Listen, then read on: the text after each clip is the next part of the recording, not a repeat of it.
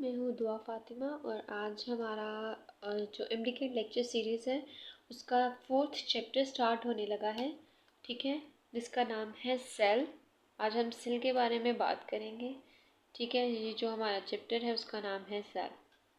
जिसका first topic हम करने लगे हैं वो है cell membrane. Cell membrane, okay. Cell membrane को प्लाज्मोलीमा भी कहा जाता है। ठीक है, इसका दूसरा नाम है प्लाज्मोलीमा।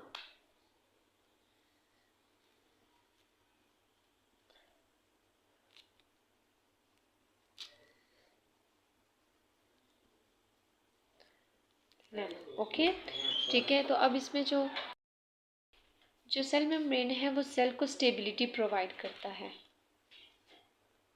ठीक है, प्रोवाइड स्टेबिलिटी।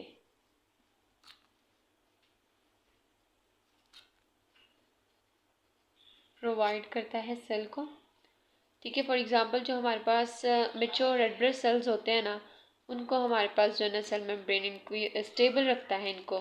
ठीक है, इसके अलावा ये आउटर मोस्ट बाउंड्री भी है। आउटर मोस्ट बाउंड्री है एनिमल सेल्स में।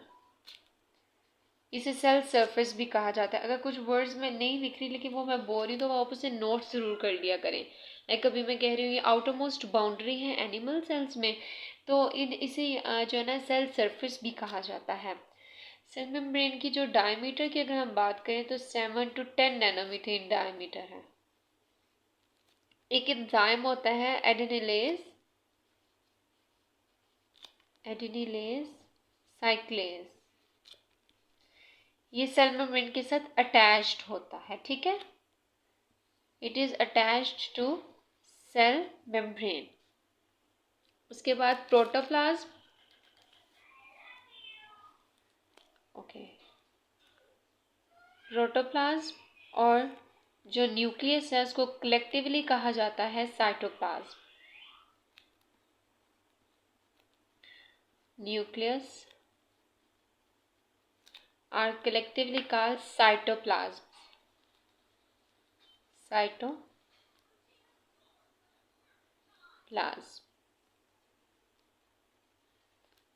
ठीक है।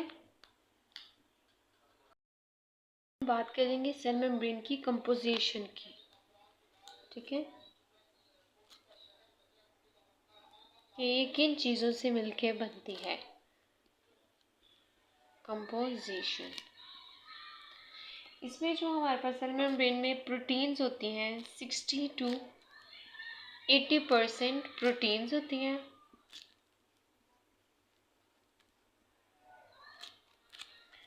और इसमें 20 to 40% लिपिड्स होते हैं।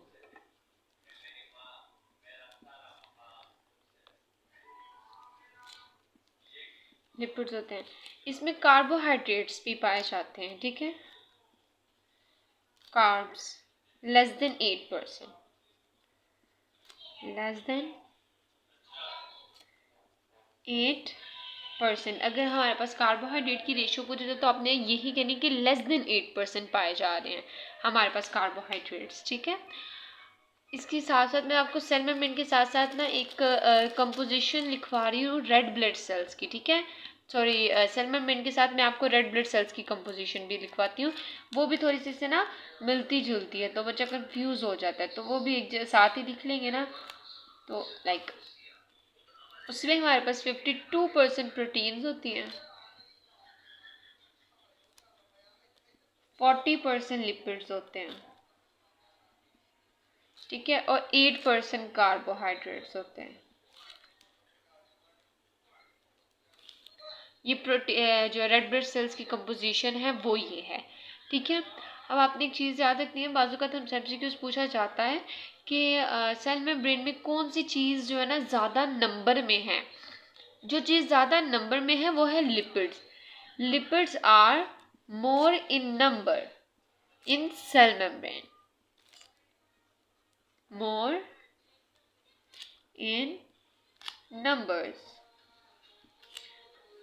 लेकिन प्रोटीन्स क्या है, proteins are abundant in cell membrane. Abundant, अगर अबंडेंट का वर्ड आ जाए तो हम लिखेंगे प्रोटीन्स, लेकिन अगर लिपिड्स का वर्ड आ जाए तो हम वो मोर इन नंबर्स की क्वांटिटी की बात हो रही है, क्योंकि proteins are bigger in size, so they are more abundant in cell membrane as compare to the lipids which are more in number. इसके बाद हम मॉडल्स की बात करेंगे। ठीक है, तो हमारे पास जो सबसे पहला मॉडल है वो है unit membrane model. Unit membrane model,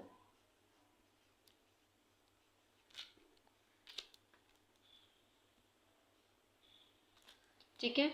ये हमें डैनियल और डेविसन ने जो दिया था, ये थोड़ी सी पीटीबी में इसकी जो है ना मिसकंसेप्शन है। ठीक है, जो डैनियल और डेविसन ने हमें मॉडल दिया था इन 1932, सन ने दिया था 1932 में, वो था सैंडविच मॉडल।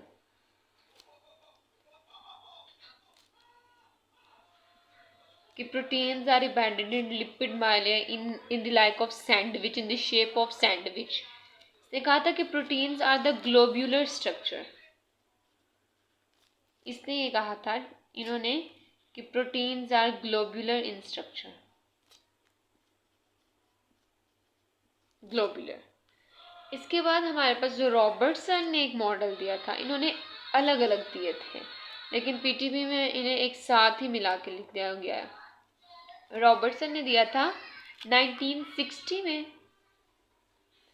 ठीक है, तो इसने कहा था कि proteins are extended in structures, कि प्रोटीन्स जो है ना वो अपने स्ट्रक्चर में एक्सटेंड कर रही हैं, वो सैंडविच लाइक पैक नहीं है कि ये लिपिड बायलेयर हैं ये दोनों, और इनके दरमियान फॉर एग्जांपल ये भी, और इनके दरमियान जो है ना प्रोटीन इस तरह से लाइक ये लिपिड बायलेयर है और इनके दरमियान प्रोटीन सैंडविच की तरह से पैक नहीं है, ये प्रोटीन है, ये दोनों लिपिड बायलेयर है। मैंने कहा था ये एक्सटेंड कर रही हैं प्रोटीन्स इसके अंदर, प्रोटीन्स आर एक्सटेंडेड। ठीक है,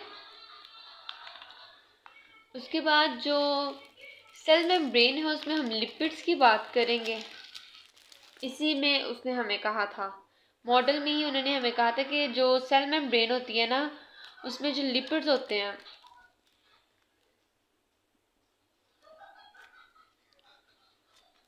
उनके दो पार्ट्स होते हैं, एक होता है हेड और एक होता है टेल। लिपिड्स के हेड होता है पोलर और जो टेल है वो होती है नॉन पोलर।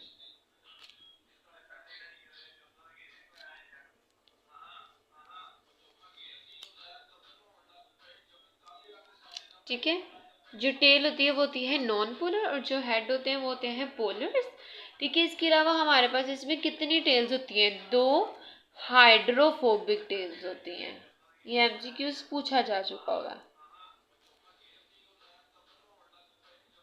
फोबिक टेल्स, ठीक है, वो लिपिड्स जिनमें हेड पोलर होते हैं और टेल्स नॉन पोलर्स होती हैं, इन्हें कहा जाता है एम्फीपैथिक लिपिड्स। एम्फीपैथिक लिपिड्स, ये मैं आपको पहले बता चुकी हूँ, हमारा कॉन्सेप्ट था कि मैंने कहा था आपको सेल वाले टॉपिक में मैं सही से समझाऊंगी इसके बारे में। यानी कि वो लिपिड्स जिनका हेड पोलर और टेल नॉन पोलर होते हैं वो होते हैं amphipathic lipids. It is a similarity between animals, plants, bacterial organelles और जो मेम्ब्रेन्स होते हैं, बैक्टीरियल जो ऑर्गेनेलिज हैं उनमें ये सिमिलैरिटी है। किनमें? एनिमल्स में, प्लांट्स में एंड बैक्टीरियाज में। ये आप लिख लें, ठीक है ना, मैं आपको बोल रही हूँ ना तो आप ये साथ साथ लिखते भी जाया करें, जो भी आपको पॉइंट नोट करने वाला होगा मैं यहाँ पे नहीं लिख रही तो। ठीक है, इट इज़ अ सिमिलैरिटी। इसके बाद हम जो मॉडल करेंगे that was fluid mosaic model. हमारे पास दो मॉडल्स थे, एक हो गया विच इज़ यूनिट मेम्ब्रेन और अब हम फ्लूइड मेम्ब्रेन की बात कर रहे हैं। फ्लूइड मेम्ब्रेन मॉडल, इसमें जो फ्लूइड है उसका मतलब है लिपिड। लिपिड्स, ये है फ्लूइड का मतलब। और जो मोज़ेक मॉडल है, यानी कि इसमें जो वर्ड मैं यहाँ पे पूरा लिख देती हूँ, फ्लूइड मोज़ेक मॉडल था, मोज़ेक मॉडल। इसमें हमारे पास जो मोज़ेक है वर्ड, उसका मतलब है proteins. Proteins, okay. Fluid mosaic model में जो हमारे पास लिपिड्स होते हैं वो क्या होते हैं? एम्फीपैथिक लिपिड्स होते हैं। इसमें जो लिपिड्स होते हैं ना पाए जाते हैं हमारे पास, वो होते हैं एम्फीपैथिक लिपिड्स। एम्फीपैथिक, ठीक है। और ये लिपिड्स होते हैं फॉस्फोलिपिड्स होते हैं, ठीक है। फॉस्फोलिपिड्स होते हैं ना जो इनमें यूनिट में फ्लूइड मोज़ेक मॉडल में, वो एम्फीपैथिक होते हैं, जिसमें हमारे पास जो 80% उसका जो पार्ट होता है ना फॉस्फोलिपिड का, वो होता है फॉस्फाटाइडल कोलिन का। फॉस्फाटाइडल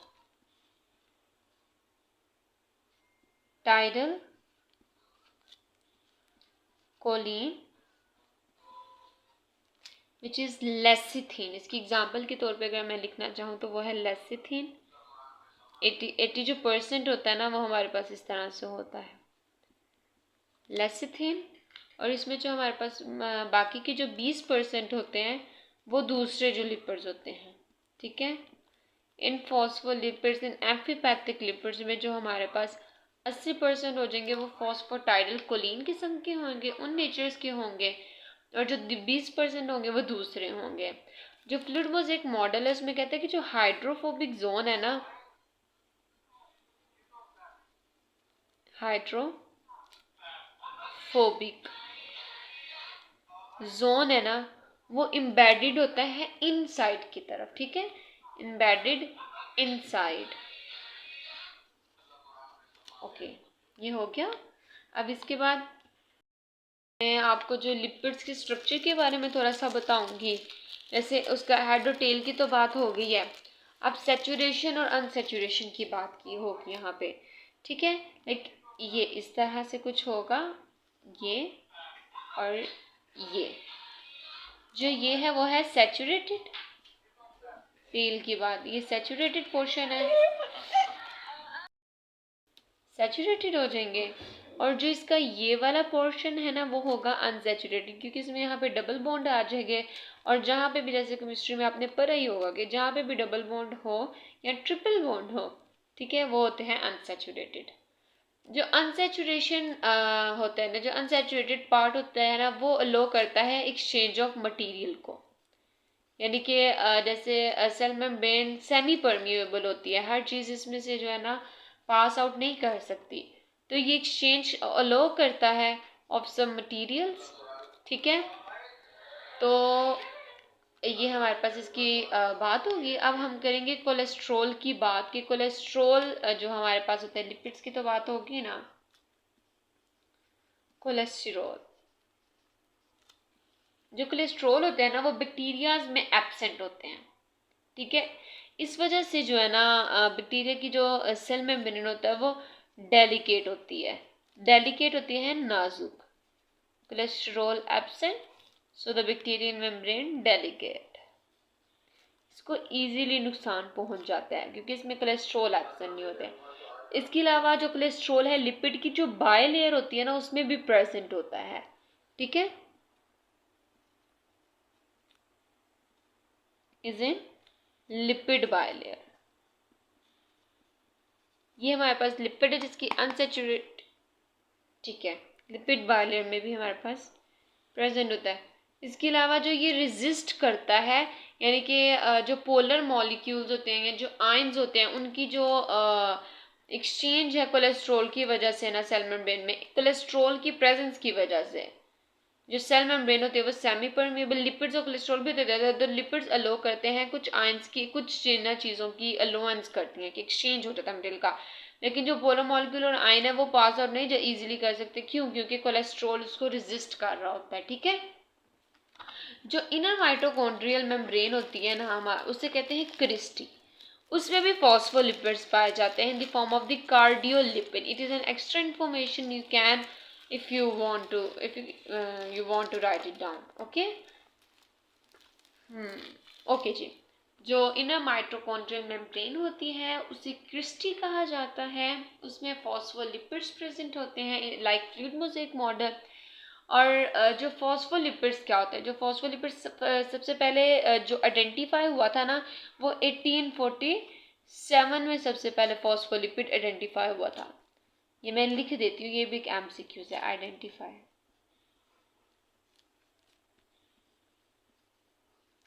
फॉस्फोलिपिड्स, फॉस्फोलिपिड। और फॉस्फोलिपिड जो है ये पैरेलल अरेंजमेंट में, यानी कि इस तरह से फॉस्फोलिपिड्स अरेंज होते हैं आपस में। ये आपने मॉडल में देखा तो होगा, ठीक है। तो ये डायग्राम भी वैसे बुक पे बनी हुई है, आप वो भी एक दफ़ा इसे देख सकते हैं। तो जहाँ तक मुझे लगा मैंने आपको समझा दी।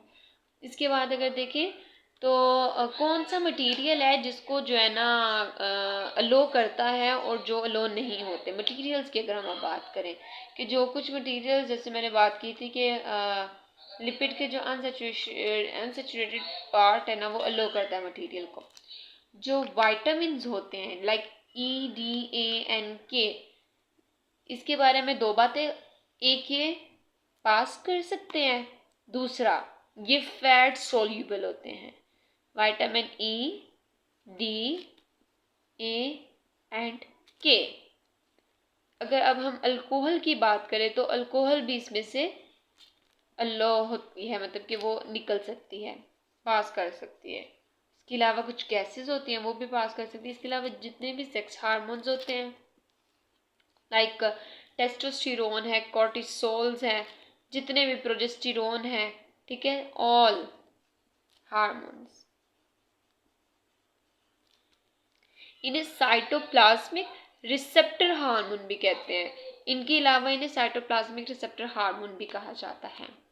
फिर अब एक इन्फॉर्मेशन मैं आपको दिखवाने लगी हूँ, वो भी आप राइट डाउन कर लें। लिपिड्स जो है ना फ्लिप फ्लॉप मूवमेंट करते हैं। जब वो एक्सचेंज करते हैं ना मटेरियल को सेल मेम्ब्रेन में, तो फ्लिप फ्लॉप मूवमेंट करते हैं। और ये एक्सचेंज जो है ना एक्टिव स्मूथ एंडोप्लाज्मिक रेटिकुलम की वजह से होता है। लिख सकते हैं आप lipids do flip flop movement, यानी कि वो ऐसे लाइक इस तरह से फ्लिप फ्लॉप मूवमेंट देते हैं।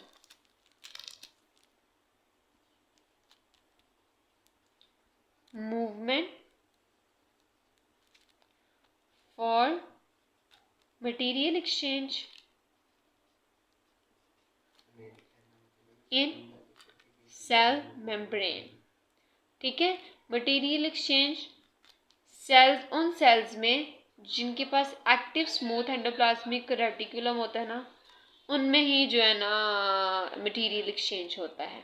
Active smooth endoplasmic reticulum. और कितने होते हैं flip flop movement? Will be 1 per day. एक दिन में एक ही फ्लिप फ्लॉप मूवमेंट होते हैं, ठीक है। इसके अलावा जो फॉस्फोलिपिड्स होती हैं, इनकी जो साइड टू साइड मूवमेंट होती है, इसे कहते हैं लेटरल डिफ्यूजन। लेटरल डिफ्यूजन कहते हैं side to side movement of the जो फॉस्फोलिपिड्स है। अब साइड टू साइड का मतलब क्या है? यानी कि इस तरह से, यानी कि ये हमारे पास सेल है, इसकी साइड टू साइड मूवमेंट पे यहाँ से इस तरह से।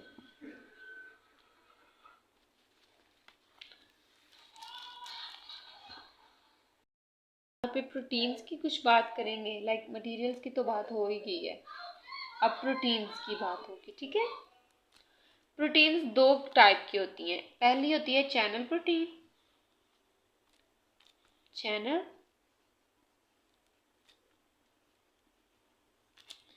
प्रोटीन्स, और दूसरी होती है career proteins, carrier proteins, like जो भी आप प्रोनाउंस करना चाहें, ठीक है।